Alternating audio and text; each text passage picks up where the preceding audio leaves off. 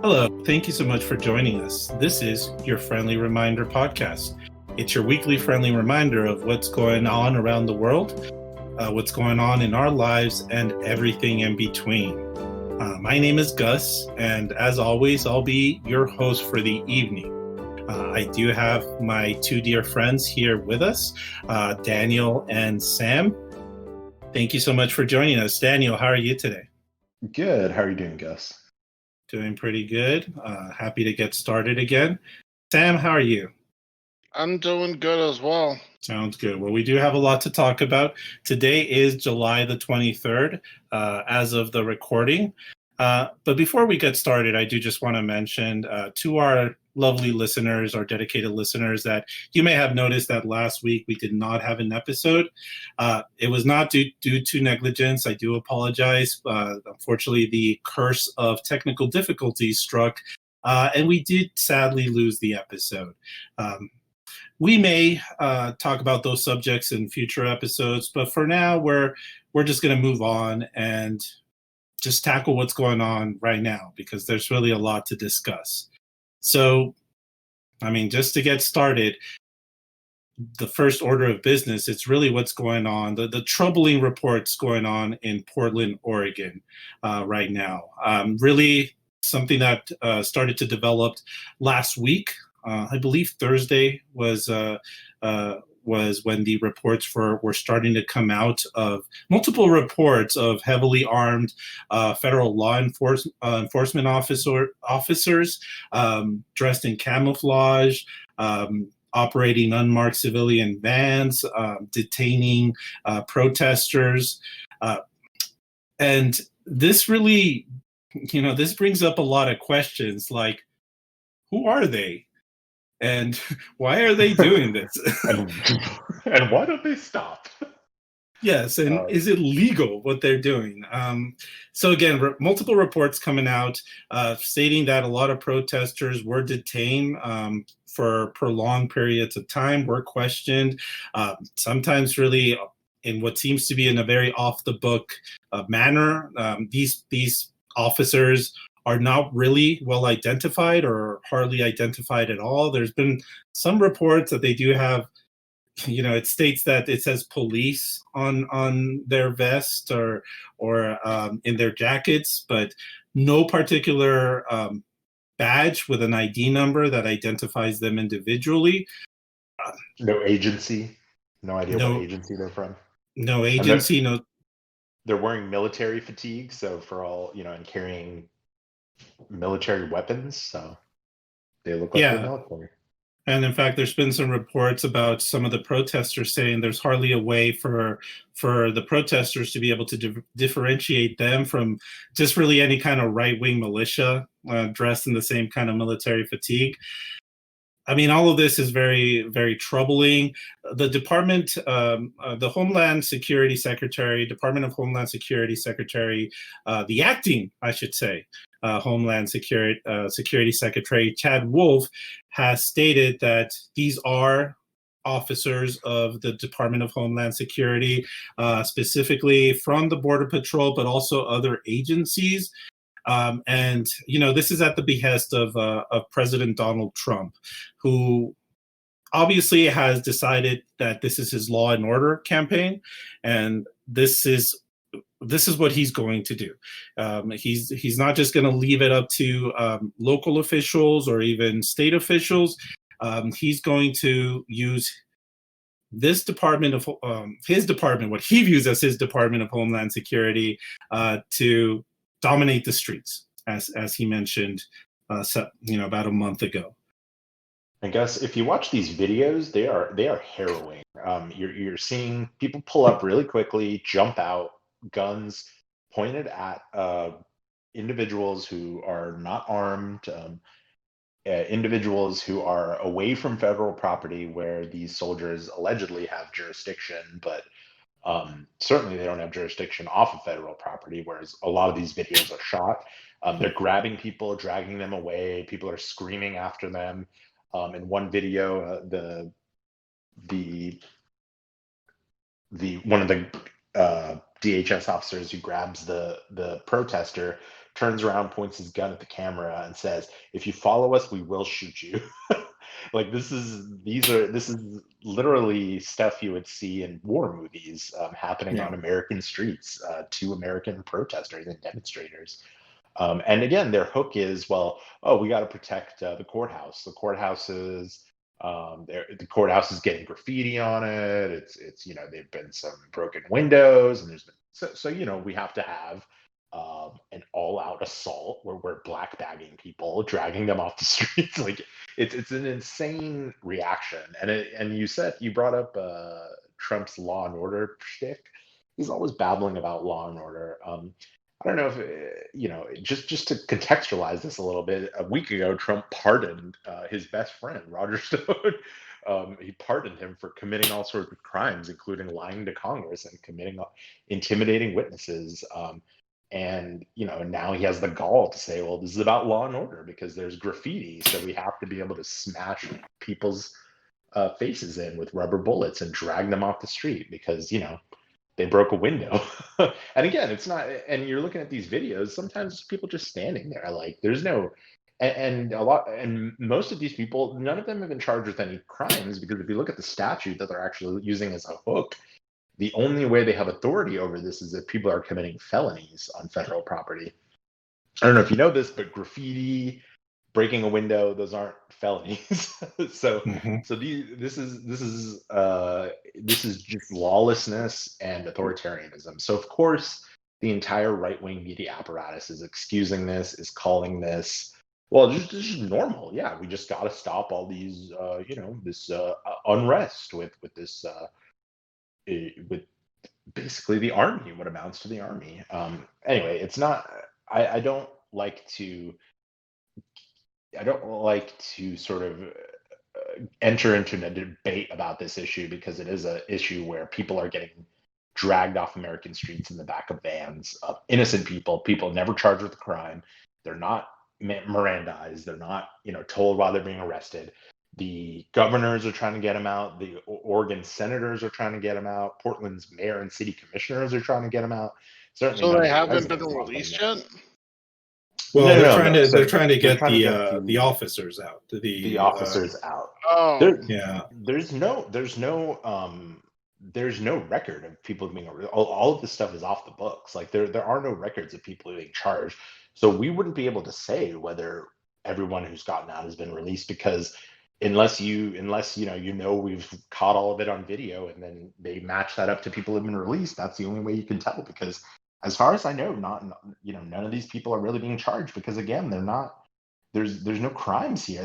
They're not able to Yeah. commit these into any type of crime. So they just are arresting people for being out. They're basically trying to get them to go away, and it's actually having the opposite effect, as you might imagine. I believe it was Portland's mayor that came out and said, violence was there was much less rioting and much more peaceful demonstrations until this started happening, until Trump sent his thugs in. And maybe that's what he's trying to do. Maybe he's Yes, trying to. there has been reports about an increase in the number of protesters going on, because of course, I mean, rightfully so. This is not a way to quell dissent in any way, especially not in 2020, when all of this goes, for lack of a better term, goes viral immediately. And obviously this is in Portland. There's a large number of individuals, a large group of people in Portland that are not particularly fond of Donald Trump or the right-wing movement. So to just try to respond with, just in general, to just try to respond with even more force than what you've been doing previously is just a complete misunderstanding of the situation, completely tone deaf, beyond the fact that it's also extrajudicial and possibly illegal. Yeah.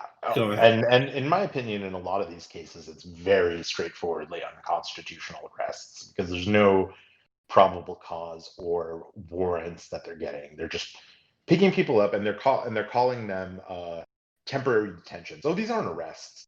So you've just been temporarily detained for 24 hours or whatever. It's double speak. It's 1984 double speak. Yeah, Because and that there's it already is an been arrest.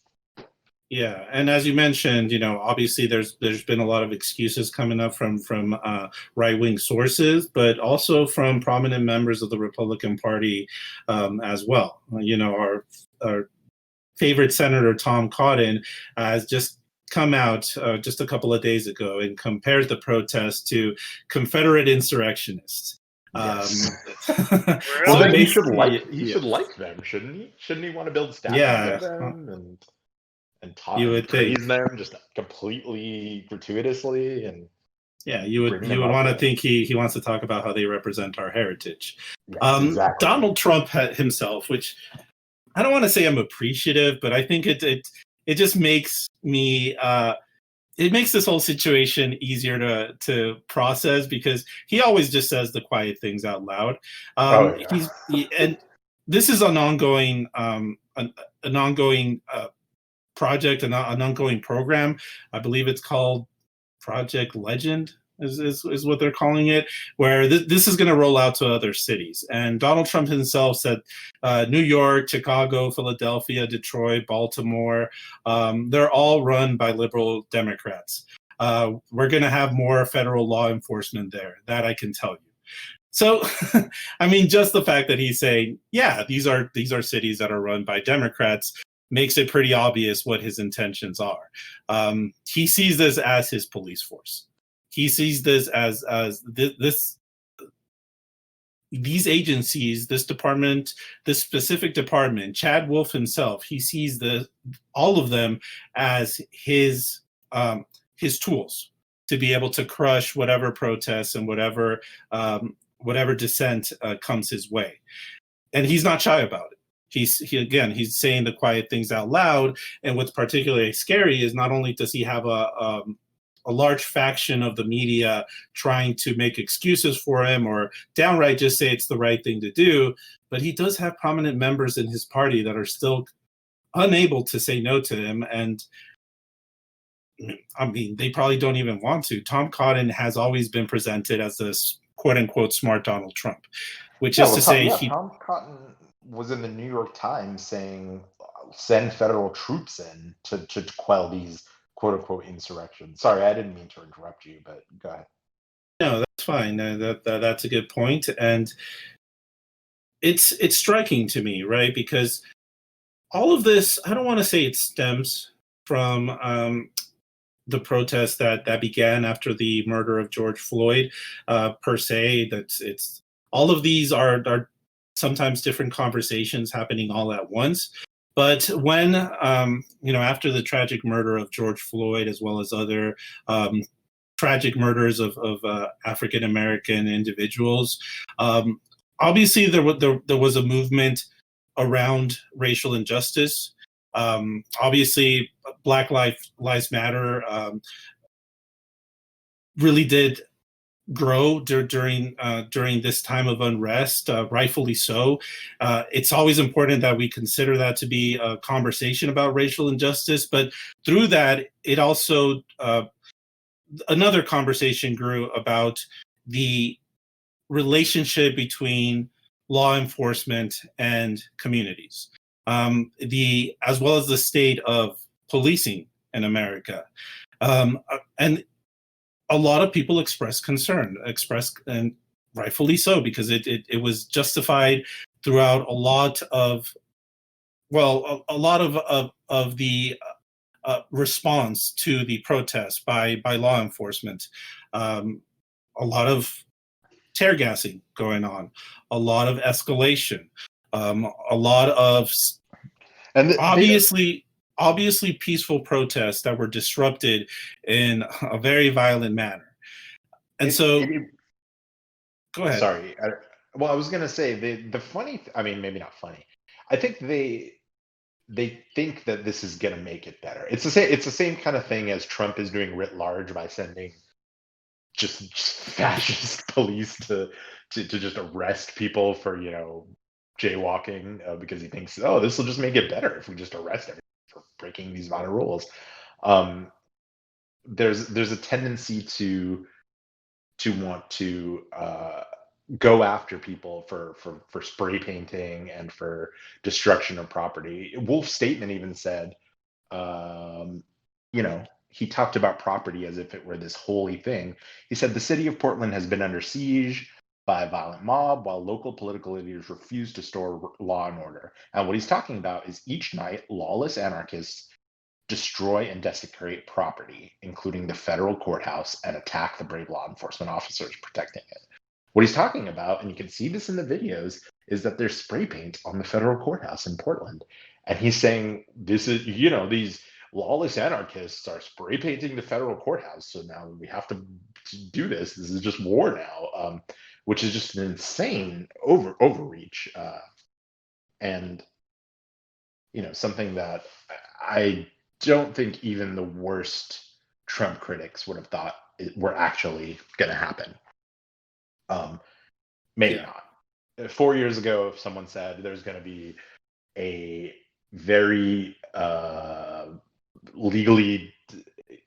illegal, unconstitutional law enforcement apparatus answering directly to Donald Trump, basically playing fascism in American streets, I would say, well, first I might say, well, you mean American police? And then we might get into back and forth. But this is beyond even the things that the local police are willing to do. The local police want these guys out most of the time. Right. Well, that's what I mean. I mean, when I mentioned about how this started a conversation about policing in America, it's a large movement saying, we have concerns about about the relationship between police officers and the community. And despite that, this government has decided that the best response to that is, well, why don't we just create this secret police and they'll show them how it's done. They'll even show the local police officers how to quell this disruption, which... And it's having the opposite effect. Yeah, of course it's having the opposite effect, but it's also honestly further validating the protest. It's like when the cops walk out there and there's a group of people protesting and someone throws a bottle at the cop. So they immediately start firing rubber bullets at the entire crowd to disperse them and fire tear gas as if this will calm things down. And of course it's not. All you're doing is escalating it. And that's all the police have been doing in these situations, escalating it. And this is just another escalation. That it's actually kind of impressive the lengths that people are going to justify this and to call it okay and cool. Even in supposedly liberal outlets like the New York Times, publishing Tom Cotton saying, which is what Trump essentially did, is bring the federal troops in to quote unquote quell this insurrection of people spray painting courthouses. It's kind of amazing actually that this is where we are in only 4 years. Yeah, and fascist rioting in the streets. And it's amazing that despite the fact that there's been a plethora of evidence that none of this is actually helpful in terms of quelling the protests and in terms of, definitely not in terms of reaching out to the community and try to alleviate their concerns.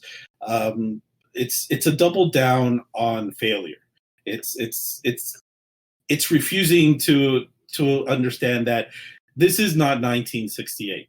This is not, you're not just going to law and order your way out of this. When I say law and order, I actually don't mean actual law or actual order. I mean the idea that Donald Trump is just going to be seen as a strong man that can quell whatever protest comes his way. This is not that. I mean, give Richard Nixon credit if you want to, but he did a far better job of messaging that type of position than Donald Trump is now. As far as I'm concerned, Donald Trump has looked like a very weak president in the face of this. He's looked like somebody that doesn't really want to address the concerns, doesn't have a way to actually speak to the American people, and obviously still desperate for distractions to be able to turn things around when it comes to the polls that he looks at every single day. And the fact that that has to come at the expense of people's right to protest, their civil liberty, I don't understand how you can still be in a moderate lane and somehow try to justify this. I mean, when did Trump actually? You're saying that he's, doing these things, but when did he actually seem like a real president? I mean, never. He's always tried to make it his own way, and he's just gonna keep doing that. Yeah, I don't disagree. I mean, he's a creature of habit. Like it's in his nature to go down these authoritarian paths. So I wasn't expecting rationality from Donald Trump. At this point, I'm not looking to him to change his mind. I'm looking at everybody else to be able to come to a realization. And I know they're not, but Yeah. I'm not. I don't have any illusions that Tom fucking Cotton is going to all of a sudden wake up and be like, "Oh no, democracy." He he clearly doesn't give a shit either. But Sorry, go ahead. No, go. Well, I was gonna say it reminds me a little bit of the concentration, the quote unquote concentration camp debate that we had a little while ago. Before Trump was elected, there were a lot of people saying Trump is going to come in, he's fucking Hitler, he's going to create concentration camps, he's going to start black bagging people on the streets. And you had a lot of people say, "No, don't. You're being alarmist. Like this is ridiculous." And Donald Trump syndrome. Yes, yeah, this is a Trump derangement syndrome, and you're going to go in thinking that this is.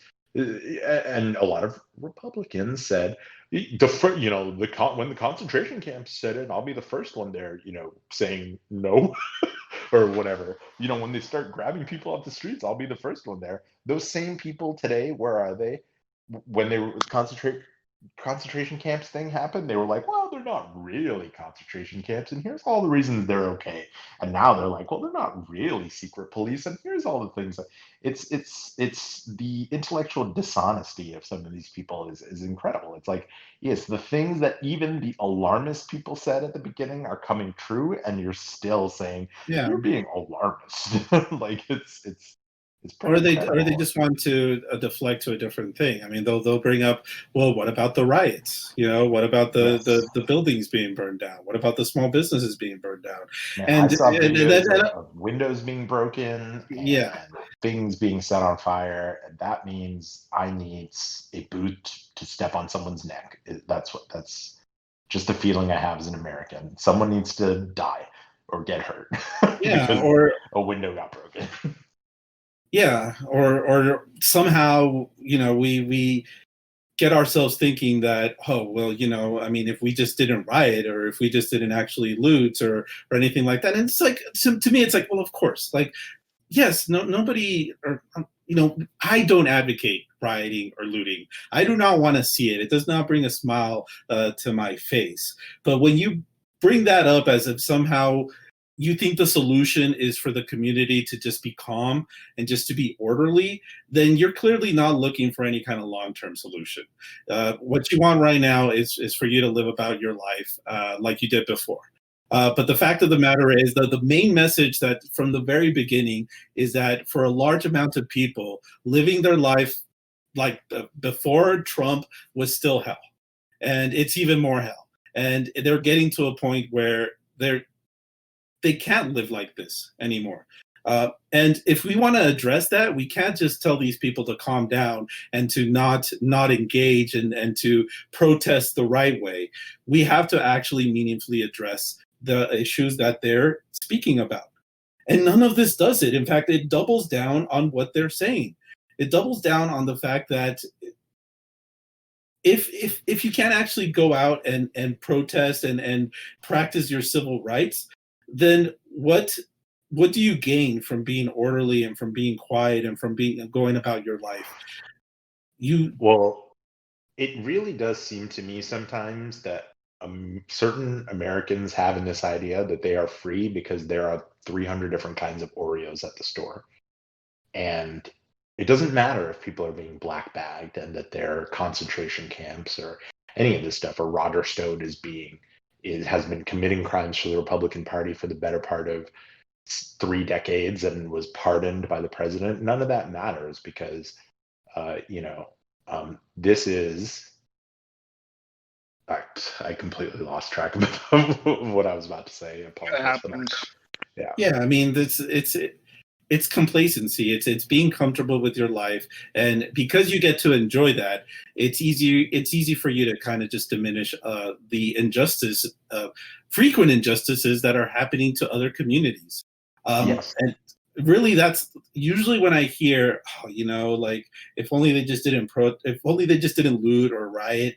It's coming from people that live in very comfortable environments, and that's great. Like that's what I wish for everybody. That's the people that, if we're talking about the people that are actually protesting injustices, and somehow that leads to rioting and looting, if they're tied to those actual movements, it's probably out of desperation. It's probably out of frustration, and that's if they're actually involved with those movements, because a lot of this rioting and looting are just people co-opting said movement, or just doing it because they feel like they can get away with it because of the unrest that's going on right now, not because they actually want Agreed. to say anything. But Yeah. even for those that do, and it somehow leads to that, well, that's because this construct, this social contract that we've created, it's not working for them.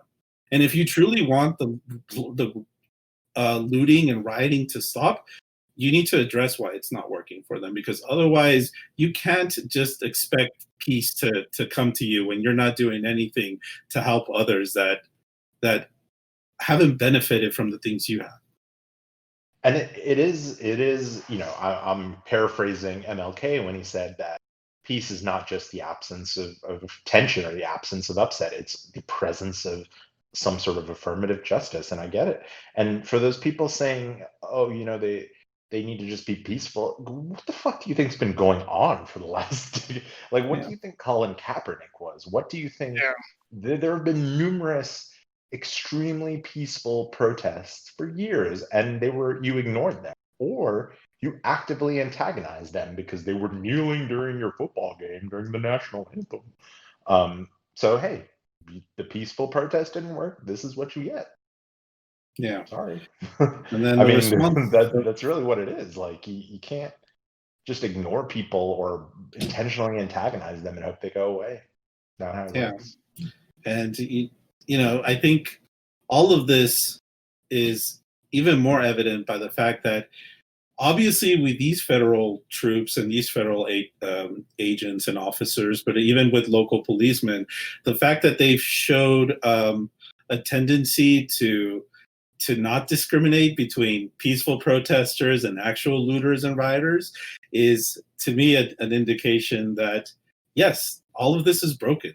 Like if peacefully protesting is going to get you tear gassed and shot in the face with a rubber bullet, or being constantly hit by a baton over and over by some unmarked, unidentified officer, then why wouldn't you why wouldn't you riot?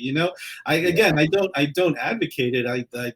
I'm not saying go do that, but you have to kind of put yourself in the situation of people in these communities that have just been driven to complete desperation, because what has worked so well for 50% of America has been awful for them.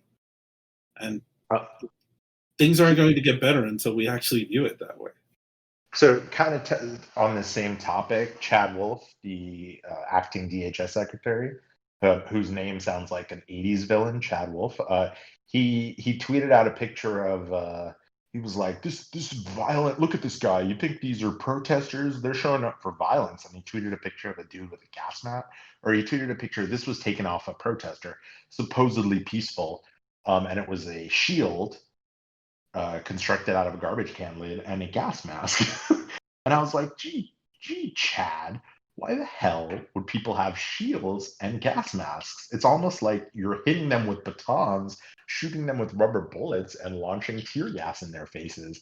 And also, when he says these are the violent things, they showed up prepared. What he said was prepared for violence. It's like, dude, have you looked at your own people? They're armed to the teeth. Yeah, I mean, that's the great irony of all. He might have been wearing the gas mask because of COVID too. So it's so funny that he's like, well, look, they're prepared for, and it's literally defensive weapons. Like, Yeah, so I mean literally to defend themselves. the great irony of this is like we're literally just months removed of white people that armed to the teeth, Yes. essentially assaulting a federal building. Sound familiar? Like Yes. prepared for violence, and there was nothing. There was absolutely no kind of response. There was no federal response. There was no local response. The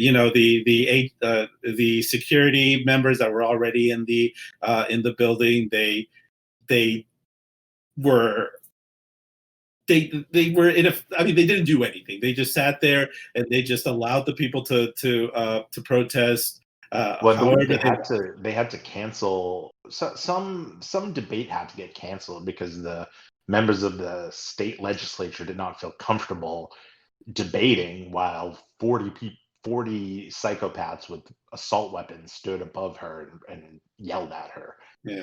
Understandable, maybe, but that is the kind of thing that, yeah, again, Chad Wolf would be fine if people showed up with machine guns to these events. Yeah. He doesn't like that they show up with gas masks to prevent you from tear gassing them, though. That means you're prepared for violence. It's gonna get to a point where pretty soon it's not just gonna be like asking for equality. It's gonna be starting to get revenge territory, where they're gonna just be fed up by no one listening to them and no action being taken. That pretty soon, if it keeps going like this, there's gonna. I mean, I'm not saying it's gonna be like a whole-on civil war, but I mean, it could conceivably be the kind of thing that happened in the Northern Ireland, which is the same kind of thing. A lot of demonstrations by the Irish and England would use tear gas and quote unquote non-lethal rounds and batons to quell it. And of course, that didn't do anything and created the IRA, proceeded to just start full-blown terrorism is what that's what's going to happen. But and you say that, it's funny that you say that. Thinking about this the other day, I don't think it'll ever go that way in the U.S. Today, at least. It did in the past. I mean, it happened time and time again in the past. The entire, in the turn of the century, hundreds of bombs were sent by anarchist terrorists to a bunch of rich people hoping to overthrow the capitalist system. Like, this type of thing has happened in the United States before. It's interesting that it's not, as much as you turn on Fox News and, oh my God, they're spray painting on the courthouses. This is far more peaceful than stuff that you saw in the 60s, and far more peaceful. Like, it's not even a comparison. Go ahead. It just seems like if things keep getting worse, then eventually, like, they're not going to have another choice but to actually fight back. Well, I mean, I don't really think this is going to lead to any kind of civil war. If anything, my fear is the opposite direction. I feel like if we've already, when I say we, I mean the media, Congress, failures from our institutions have already validated and empowered Donald Trump quite a bit. So you think it's just going to get worse? Well, I mean, I think if this trend of him being unchecked keeps going, it's just going to be a situation where you're going to see these peaceful protests be completely overwhelmed with violent force. And I don't think the response is going to actually be violence. I think at some point it's just our country becoming numb towards authoritarianism, becoming complacent to it, and it just slowly, again, I hate to use the Nazi or Hitler comparison. I don't think it has to be one-to-one, but you could get to a point where the Republican Party or Donald Trump himself just reaches a point where he's never going to get checked in any kind of way. And and that's, to me, that's far not scarier than a civil war. I don't want to be part of any scenario, but it's more plausible to me that he goes unchecked. The Republican Party is okay with nominating a Trump Jr., just keeping that line going, and this is just going to be our hell for the foreseeable future. That would be my concern. I would not have thought it would get worse because people don't like Trump, but I also never thought we'd be in a situation where quote unquote reasonable moderates were shrugging off a straight up fascism, just like the most simply articulated fascism, just being like, no, it's not, because they have permits. They have these federal officers have the proper permits to do this. They have the fascism permits, and they have the paperwork all in order. So it's all good. That I never thought we'd reach time, I guess, in 2016. But here we are. So you know what? You're probably right. It probably is. So in a year from now, it's going to be people actually being disappeared, and people are going to be like, well, they really shouldn't be, he shouldn't have peed on the courthouse property. I mean, that's what you get. You get disappeared and taken into the Trump gulag. They let him go eventually. Yeah, we normalized so much already, It's like those people on the internet who defend. They let him out. Not everybody died in the gulags. They let him out. So, all good. No harm, no foul. So let's say that Biden wins the election. Do you think Trump will stand down? No, but that might just be a different conversation altogether. What I honestly think, what I think is something we might have to address is, if Biden wins the election, where do we go from there in terms of addressing policing in America? Because even, this now seemingly dream scenario where Joe Biden becomes the next president of the United States, he himself has been a face of what policing in America is today.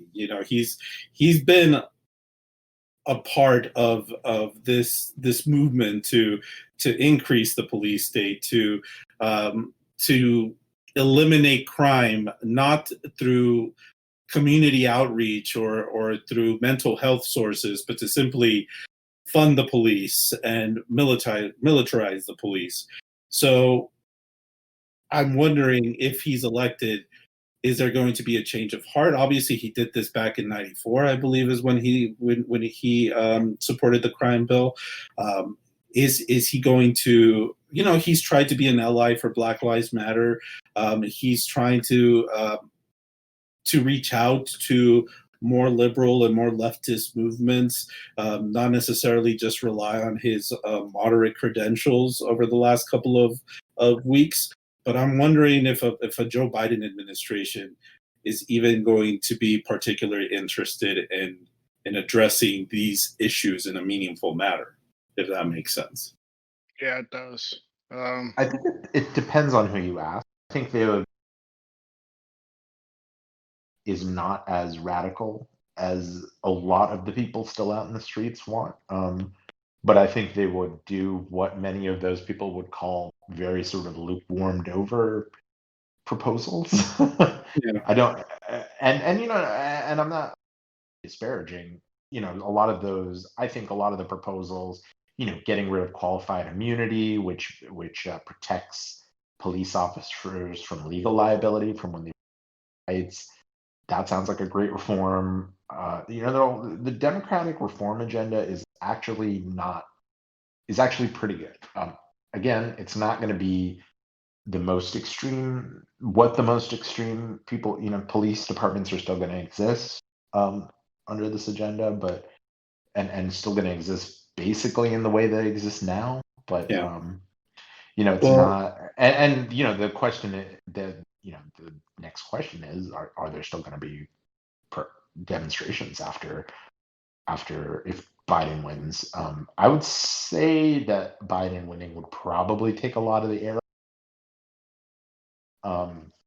At least initially. I think it would too. I think for as horrible as it is, I think Donald Trump's almost even like I don't want to use the word comical, but he's so absurdly evil, like Yeah. it's almost like he is just a villain. And the fact that the fact that he does present that aura about him, I think does enrage people. I feel in a justifiable manner, because ultimately he is doing horrible things. But I think simply Joe Biden's mannerism and his moderation would probably take the wind out of a lot of these movements, at least the first year or maybe second year.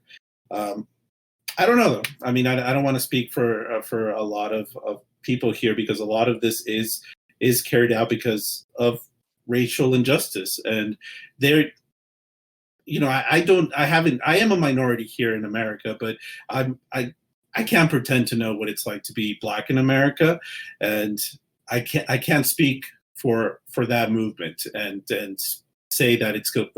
For them, they're going to think that things are going to be any better under Joe Biden, of all people. Sam, you want to share some of your thoughts regarding, again, we need to give this segment a name. I'm not sure what it is, but it's History Time with Sam for today. And you wanted to talk about something that happened 55 years ago, the enactment of the Social Security Act of 1965, I believe. Is that true? Is that accurate? Yes, sir. That is accurate. Well, tell us a little bit more about that. Well, it basically started off when in 1961, Lyndon Baines Johnson was giving the State of the Union, and he basically said, hold on, looking for the quote. He basically said, "Our aim is not only to relieve the symptoms of poverty, but to cure it, and above all, to prevent it." He basically started, the war on poverty in 1965, in July 19th, the Social Security Act was signed because of it. This Social Security Act was actually part of it had a lot of stuff. It did a lot of stuff for people who did not have, or not middle class, or not, upper class. And it actually helped decrease the poverty in the nation for quite a while, until the recession of 2008. The poverty started to go down for a long time, which is pretty miraculous. For when we think about it now, we think of it as maybe failed. I don't know, but the Social Security Act enacted Medicare and Medicaid. I always forget which one is which, but I think Medicaid is for people in the poverty. Is that correct? And Medicare is for older people, Yes. like seniors? Yeah, that's correct. Okay. So that changed a bunch of people who were not able to get health insurance because of their age, or because of how much they didn't get insurance from a job. They also this kind of surprised me. I didn't realize that the Social Security Act of 1965 enacted this, but the food stamp. People now are talking, huh? Yeah, food stamps. Yeah, people are now talking about how food stamps are just there to buy sodas and candies for their kids, but really it's still an important part of, I don't want to say American culture, but it's still a really important part of American citizens who desperately need help to pay for food. It's hold on, it's just crazy how I have a Yeah, I have. So I'm looking at this graph right now that no one else can see but me, and I apologize about that. But it states that, where is it? I'm trying to. Anyway, it basically states that the poverty line, when the Social Security Act was put into law, that the poverty line started to go down through several years, through Nixon, through Ronald Reagan. It even went down a little bit during Bill Clinton's time, but then it kind of rose up again because of just Lyndon Baines Johnson wanting to. Oh, he says he's this one quote which I really like. "We shall not rest until this war is won," Johnson said. "The richest nation on earth can afford to win it. We cannot afford to lose it." He was so wrapped up in this that I don't know. It's just crazy how he basically enacted this just because of the poverty line, which was very high back when he was president. What were you going to say, Daniel? I wanted to talk about another. Ronald Reagan spoke out against Medicare in 1961. He actually put an album out. I believe it was called "Ronald Reagan Speaks Out Against Socialized Medicine." And Really? in it, you can find it. Yeah, you can find it. It's pretty hilarious. It's very alarmist, and he basically says, "Look, people, if you do this, this is the end of America. The socialists will come. They will take away your freedom. We can say right now, quote, we can say right now that we want these individual liberties. One of the traditional methods of imposing status on people has been by the way of medicine." Basically, he said that Medicare would turn the United States into a socialist health. And I think, Sam, I think you'd agree that he's 100% right. So now if you could just talk a little more about let's How sing the we're praises world of socialism. Ronald Reagan. Yeah. Oh You can just yeah. go on. Yeah. He actually got rid of poverty once and for all. Yeah. Yeah, I was always pretty fascinated by Lyndon B. Johnson. Just his presidency to me is fairly complex. Obviously, he forever lived in the shadow of Kennedy. After he was ushered in as president after Kennedy's assassination, After and just Johnson had him assassinated. Yeah, after Johnson hired, but it's I've always found him to be very, very intriguing in just that juxtaposition between what he did when it comes to civil rights and when it came to enacting these Social Security reforms, these war on poverty reforms.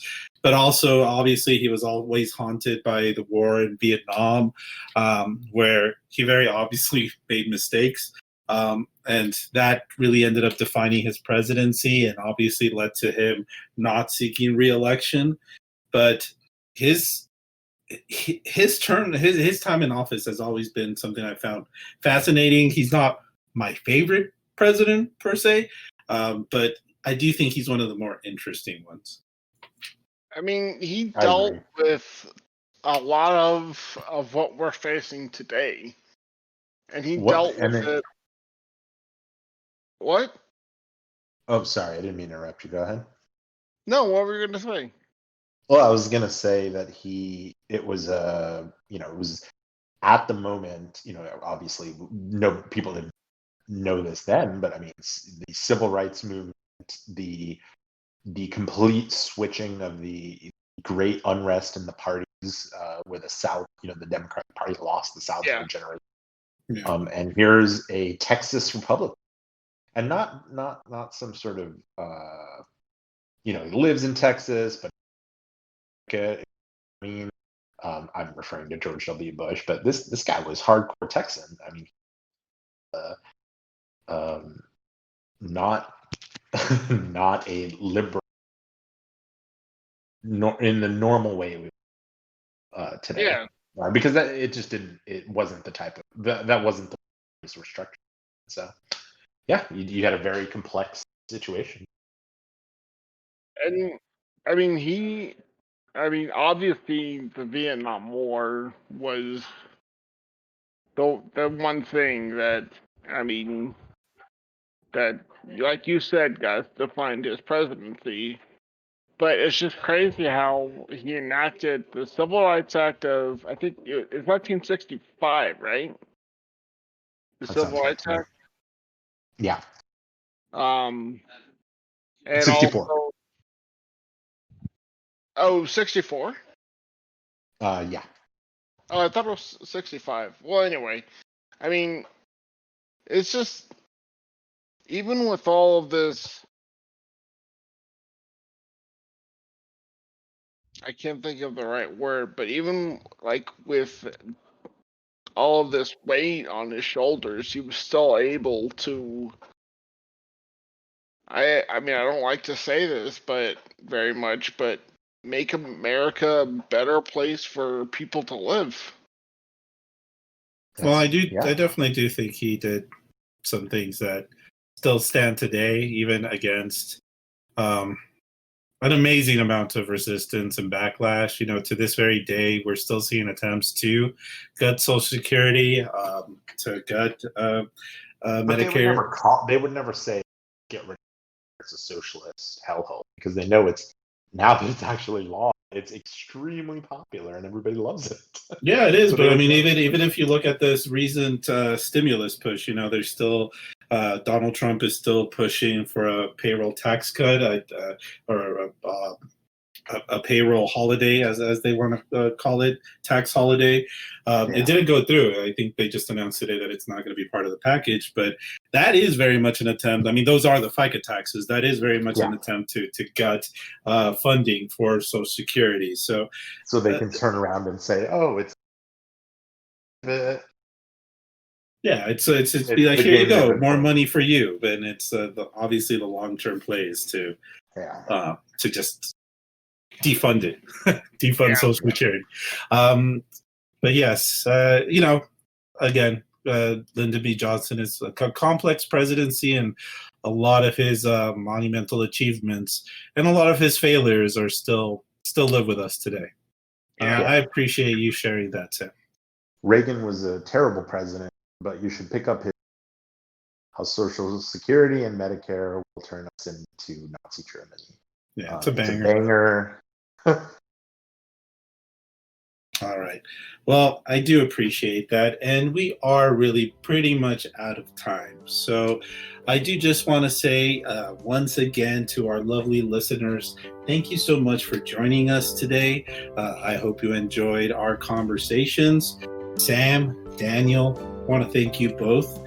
Once again, love discussing what's going on with both of you. So thank you so much. Thank you for having me, Gus. I really enjoyed it. Thank you. Of course. Well, to our listeners, I just want to say goodbye. I want to say thank you for listening to Friendly Reminder, and we'll see you all next week.